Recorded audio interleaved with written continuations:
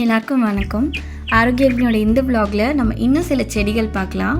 இந்த தோட்டமும் எங்கள் அப்பாவோடது தான். இது செம்பருத்தி செடி. பின்னாடி பாருங்கள், பூசணிக்காய் எவ்வளோ அழகாக வந்திருக்கு அப்படின்னு.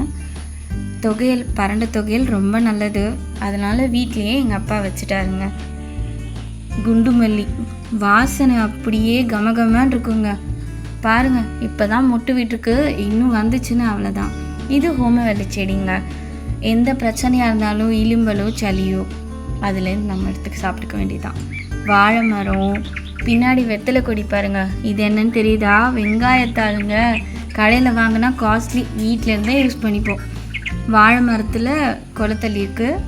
சீக்கிரமாக நமக்கு வாழைப்பழம் கிடைக்க போகுது. இது என்னென்னு பார்க்குறீங்களா? கசப்பாக இருந்தாலும் உடம்புக்கு ரொம்ப நல்லது.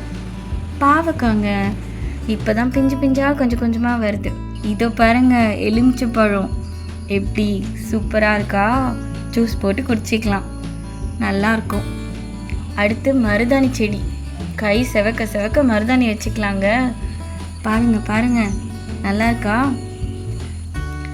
அடுத்து பாருங்கள், இது என்னன்னு தெரியுதா?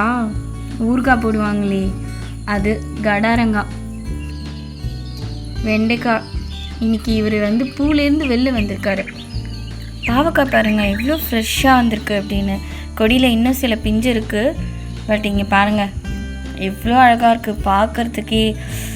பூ விட்டுருக்குங்க. இப்போ நிறைய பாவக்காய் கிடைக்க போகுது நமக்கு. 3 மாதமாக எங்கள் அப்பா ஏதோ செஞ்சிட்டே இருந்தார். மாடிக்கும் கீழுக்கும் எங்கள் அம்மா சொல்லிகிட்டே இருந்தாங்க. ஆனால் இப்போ பார்க்கும்போது தாங்க தெரியுது எவ்வளோ உழைப்பு போட்டிருக்காருன்னு. நெக்ஸ்ட்டு பாருங்கள், பாலக்கீரை அப்படியே ஃப்ரெஷ்ஷாக இருக்குங்க. இதெல்லாம் கொடுத்து வச்சுருக்கணும். இங்கே பாருங்கள், சீத்தாப்பழம். இது ஒருத்தர் அடிக்கடி சாப்பிட்டு போவாங்க. வேறு யாரும் இல்லை, இவர் தான். இந்த மாதிரி வீட்டை சுற்றி மரங்கள் இருக்கிறதே ஒரு தனி விதமான ஒரு நிம்மதிங்க. நம்ம பராமரிக்க தெரிஞ்சால் மட்டும் போதும். அது நமக்கு எவ்வளோ வேணுமோ அதுக்கு அதிகமாகவே கொடுக்கும். நெல்லிக்காய் பார்த்திங்களா, இவங்க காய் வாங்கியே ரொம்ப நாள் ஆகுது. வீட்டு தோட்டத்துலேருந்து தான் சமைச்சு சாப்பிட்றாங்க. இதெல்லாம் தாங்க மனநிறைவு. கொஞ்சம் நம்ம உழைப்பு போட்டோம் அப்படின்னா இயற்கை பார்த்திங்களா நமக்கு அதுக்கு 2 மடங்கு 3 மடங்கு கொடுக்குது. இதெல்லாம் பார்த்து வளர்கிற சூழல் என்னோடய குழந்தைக்கு இருக்குது. அந்த கொடுப்பனை அப்படின்னும் போது எனக்கு ரொம்ப சந்தோஷமாக இருக்குங்க. வீட்டுக்கு ஒரு செடியாவது குழந்தைங்களுக்கு வைக்கணும், அதை பராமரிக்கணுங்கிற அந்த இதை சொல்லி கொடுத்து வளர்த்தோன்னாலே அது ஒரு தனி சந்தோஷம்.